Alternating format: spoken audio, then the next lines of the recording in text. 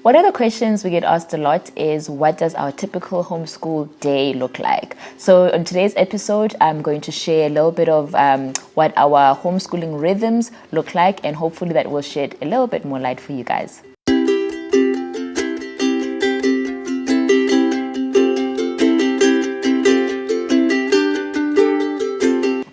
Welcome to our kind of family where we talk all things intentional living.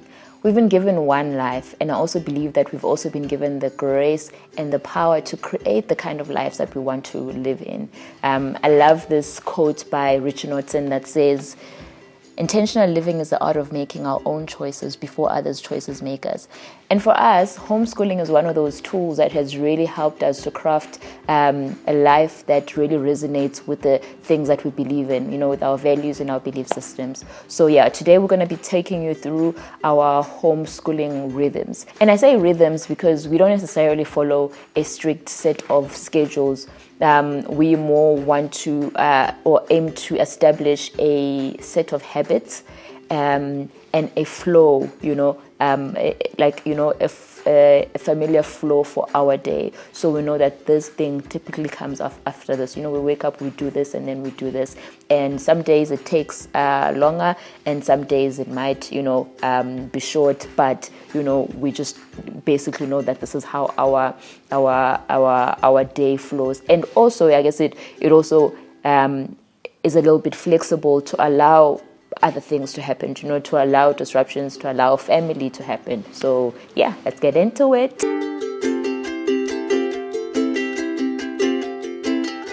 So when do we wake up?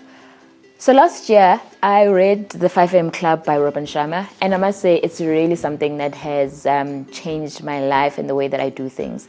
And trust me, guys, I am like the furthest from a morning person. So, for me, like if I can wake up at 5 o'clock, I feel like every single person like in the world can, because I really, really, really struggle. And every single day, it's really a struggle for me to wake up at 5 a.m. But I do so because I have just seen like the change that it has made in my life. So for most of my waking time, I'm with the children, and for half of the day I homeschool, and the other half of the day I run my businesses, and then there's the evening. There's a crazy evening slot where we're cooking, we're feeding people, we're bathing, we're doing all that stuff, and the day can really just become crazy.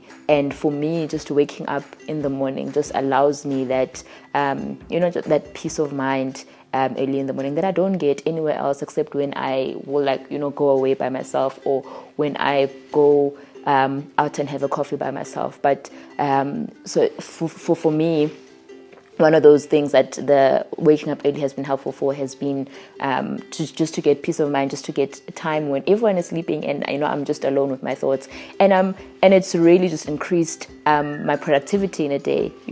I'm able to wake up and exercise in the morning. So I wake up and I'll exercise for a short little while, and then I'll also spend some time in prayer, reading the word and journaling.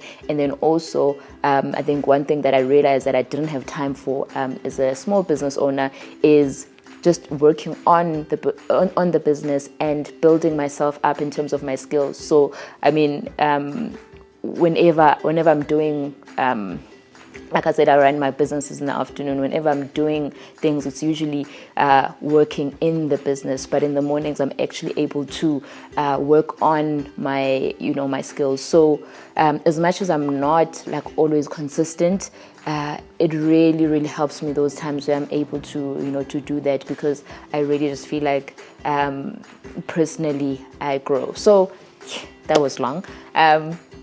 That's when I wake up. So the kids wake up around 7 a.m. And so because my attitude and mood while I'm homeschooling matters a lot, I want to be a nice mother, I want to be a kind learning companion. I try ease myself into the day. I try to, not get too involved in the morning routines, because I really don't want stress that early in the morning. Like I said, I'm not really a morning person, so I need to ease myself into the day. Like I don't want to be fighting with people to get dressed. I don't want to be trying to get people to finish their food. I don't want to be fighting with people about which cereal they want to eat and what they don't want to eat, and all those things that happen in the morning. So my husband does that. I try avoid morning situations. So he does that. He usually wakes them up in the morning and helps them to get ready. So we've got morning routines, and we'll get into that, our morning routines and our age appropriate chores and things like that on another episode. But generally, when they wake up in the morning, they make their beds. They get dressed, they clean up their room, they brush their teeth, and then they come downstairs for breakfast. And then Ukumi, it's her chore to sort out breakfast for her and her siblings. Okay, so before I start, let me just explain that we don't follow a set curriculum, right? So we follow what's called an eclectic approach. I know. Some people are just like, who?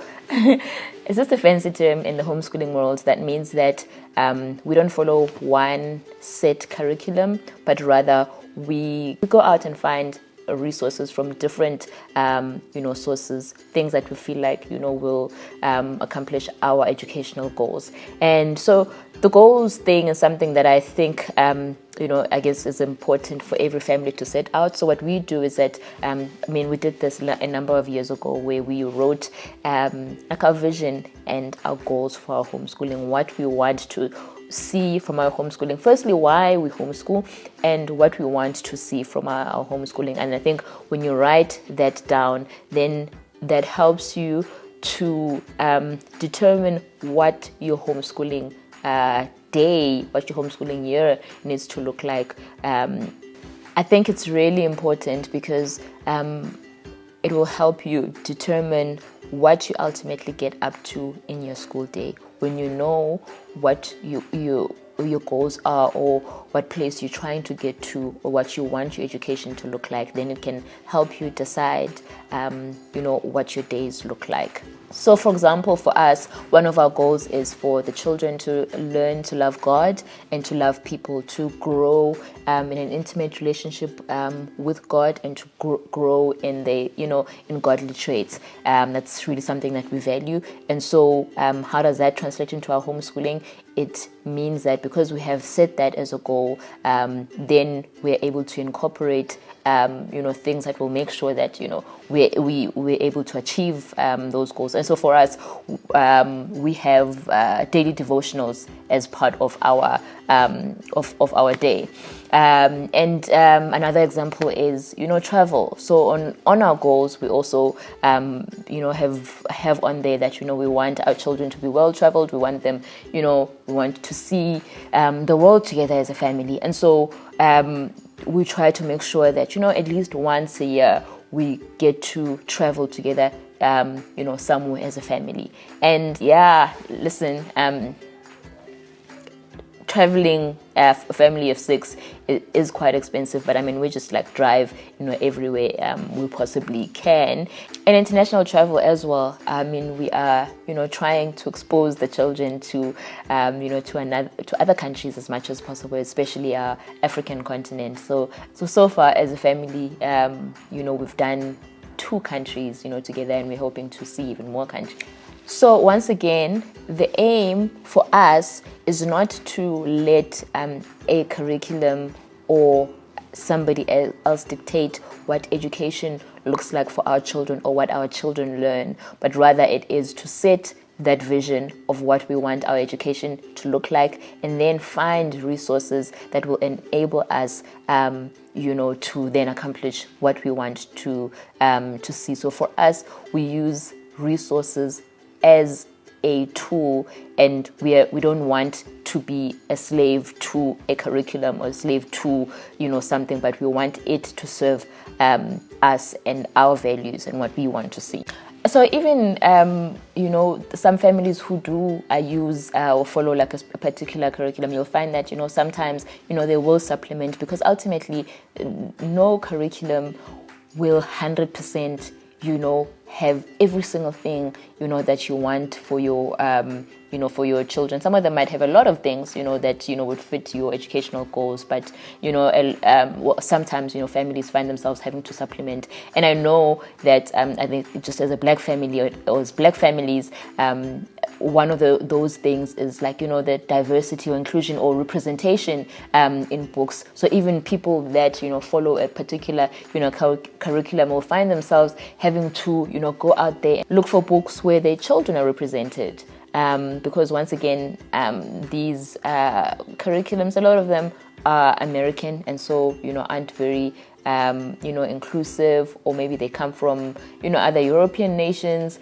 or even sometimes the local ones and very inclusive. So things like that. That's just an example of people needing to supplement their curriculum. Or sometimes you find that there's a math curriculum that you are following, or a certain book that you're supposed to do in this curriculum, but your child is just not it's just not working for your child, and perhaps it might have worked for your other child, but because children are just different, you might find having to replace a certain subject in the curriculum. So 2, we are relaxed homeschoolers. Hey, I'm not a teacher. I'm not running a school here. I am a mother who's on a learning journey with her children.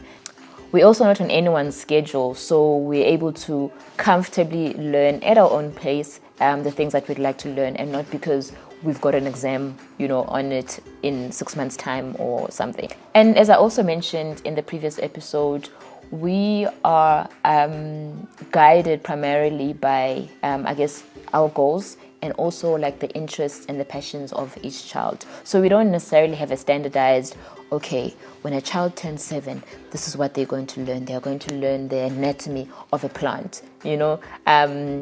We really are guided by what the children are into. And yes, there are some helpful resources that we will, go through with each child. Like we know, okay, when a child is learning their alphabet, we usually use, this resource. But in a lot of the times, we allow ourselves to be guided by the children's interest. Okay, 3, we don't follow a 5-day school week. Okay, so we start our week on a Tuesday, and so we do like a 4-day week. And I'll go on another episode, I'll go through the reasons why we've actually chosen to do a 4-day week as opposed to a 5-day. And even some curriculums will actually give you the options. They'll ask you, are you doing a 4-day or are you doing a 5-day? But yeah, we'll cover that on another episode. Like I've been saying, guys, if you haven't subscribed, please do so. We have so many episodes, so much to cover, but also I don't want each episode to be super lengthy, so I'm just trying to cut everything to manageable sessions. But yeah, like I was saying, Monday is our family day. Like we hang out, we go out, we eat out, we go see places, but it's just everyone knows it's just a day where we as a family just take out some time to rest and just enjoy each other's presence. Okay, so let's get into the day. So our day typically starts with devotional time. The expectation is that each member of our family, has regular devotional time, and so we try to instill this with the kids as well. So Langa does the reading with them, or he does Bible time with them, and depending on the day or on the lesson, sometimes we will go through some readings. Sometimes they will watch an episode. They really love Superbook, and I've found that their lessons are really, really great, and it's online and it is free. And sometimes they'll do an activity, sometimes they'll actually sing together, and then there's prayer time as well. And this time I'm usually having breakfast, brewing coffee, getting ready for the day, pep talking myself on some, you got this, you're going to do this, you're going to be awesome. Okay, no, I'm joking. Honestly, it's not that deep. But yes, to the coffee part. And then we have couch time. Couch time is really my favorite. And this is a part where we just, sit together on the couch and we'll read short stories. So sometimes we do audio stories and sometimes we'll actually read from a book. And we've recently just been using Nalibali, which is a great resource, also free. I love that their stories are short. I love that their stories are, local, that there's lots of representation in them as well. And my children really, can relate. We've also tried, I guess, other audiobook, providers, and, we just really just struggled to, keep up. Sometimes it's just like a foreign accent and some of the stuff that they're talking about, the kids really can't relate, or sometimes it's just been the length, of the stories. But we've really just found that, the Nalibali stories are just the perfect, length. So we're still looking for more, I think, audio book providers. So if you guys have any great recommendations, please do just drop us a comment below and let us know, and we'll definitely try it out. Okay, the next part of the morning is usually maths and language. So because they are at different levels when it comes to language concepts and mathematical concepts, so each of them get their own one-on-one time when it comes to those subjects. So we typically use different resources with each child depending on what concepts they're currently learning. And one of the episodes that we want to do for you guys is actually just going through all the resources that we have found helpful for us, and just go through all of them and how they work and what we've liked about them. But from the top of my head, I know some of my favorite when it comes to language are progressive phonics and the good and the beautiful. And so we've used those when the children are learning to read, and in fact we're still using them at the moment. And so in between, they I guess individual time with their maths and their language, they're playing, they are doing their handwriting, practicing their handwriting as well, and maybe doing other things like like building puzzles, playing with Lego, or whatever else. And typically somewhere there, when we are then done with that, we'll just take a small break, maybe 30 minutes, and have a snack, play, do whatever. And sometimes really we will find a dancing video and we'll dance together. Sometimes we'll play, sometimes we'll take a walk, depending on what we feel like on that day. And then when it comes to subject matters, we typically just write out themes, or just ideas of stuff that we'd like to learn throughout the year, and then we'll take a look at those. So whether it's in geography, history, science, social studies, whatever, we will then, after we come back from our break, then we will get into our kind of lesson or subject lesson for the day. And what I really enjoy doing, as opposed to I know some people will do a bit of science, a bit of geography, a bit of today, and then another day they'll also do a little bit of science, a little bit of geography, kind of like we did in school. But what I have found helpful for myself is just us immersing ourselves in a subject for the entire week. So we do what's called unit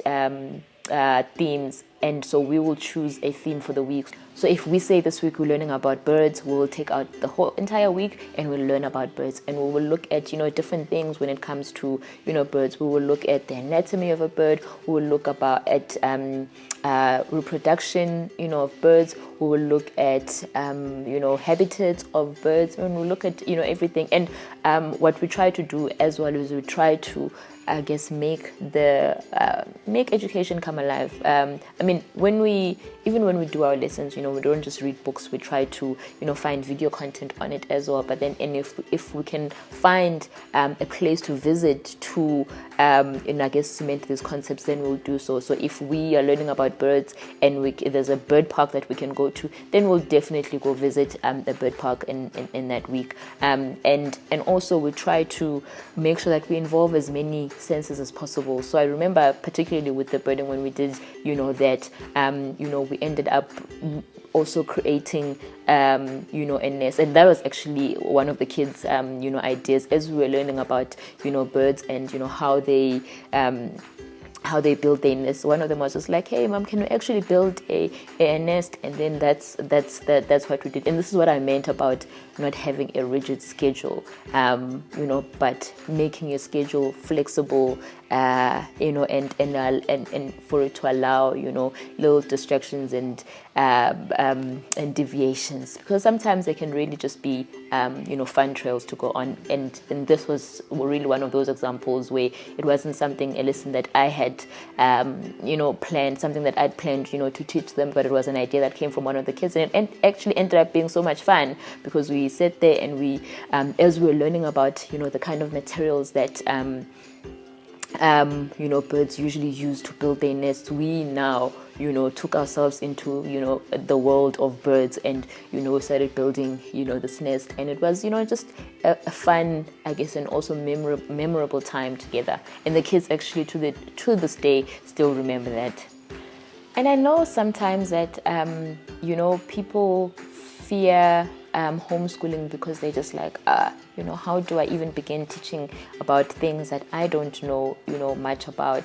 But the great thing about homeschooling is that the resources are actually written with the parent in mind. So the people that make all these resources know that, the person who is facilitating, these lessons is not an expert in this field, is not a teacher. And so they're written in such a way that enables you to come alongside your, your child and, and learn. And like I said also in the previous video, that I don't,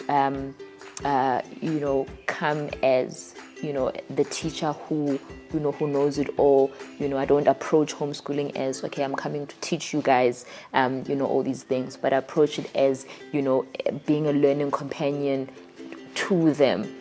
For me, it's more like a research project. Like if I'm trying to find out how, for example, how to use a camera, how to be a photographer, what I will do is I will find great books about it. I will probably find some YouTube videos on it. I will find some courses. And so I also try in the same way to teach our children that if you are trying to find information, this is how you learn how to learn. So the same way, we will, if we're trying to learn about certain animals, for example, we'll find good books on animals, we'll find videos, we will go out and see the places. And for me, that is meaningful education. And there are dogs barking somewhere, they're not my dogs. And then when we're done with, the actual lesson, I don't always do this all the time, or don't always get the time to, but I do try to incorporate just, like a fun element in the day. I think for me, as the person who is, who does, the work with the children, and I mean, as much as I try, to make our schooling environment a fun one, not everything that we do is fun. And I don't want to just be, to always be the parent that is doing the things that are not fun, So I try to spend, usually at the end of, our day, to spend the time playing games with them, or doing fun stuff, maybe just taking a walk, or, just doing something to connect with them, especially if we manage to, wrap everything up in good time. So a few more questions that I usually get. People ask, do I teach the children myself? Yes, I do most of the teaching myself. I know some people, will go out and get, tutors to assist them. But I know that majority of homeschooling parents usually do the homeschooling, themselves. But obviously, depending on the situation, sometimes people get, tutors, and sometimes people do, online schooling and things like that. But for us, I teach the children myself. One change that we've actually made in the past years, that we've actually gotten a tutor/au pair on board, and this is solely because as the children were getting older, they need more one-on-one time with me, which means that, the hours that we're spending more and more hours in a day. And for me, like I said, I homeschool the children for part of the day, but I also work from home, which means that, for another part of the day, I need to be doing my work. So what I typically do is that I assign half of the day to homeschooling and then the other half to work. So then I've gotten someone to help me so that I could be done with homeschooling at a certain time. And I know for some families who don't have those restrictions, then they have the entire afternoon to to homeschool, and that's fine. But for me, we had to get someone on board so that we're able to to wrap up the day much sooner. And so what she does is that, so I will plan the entire day and what everyone is doing on the day, and then she just comes in and she mostly helps me with the smaller two.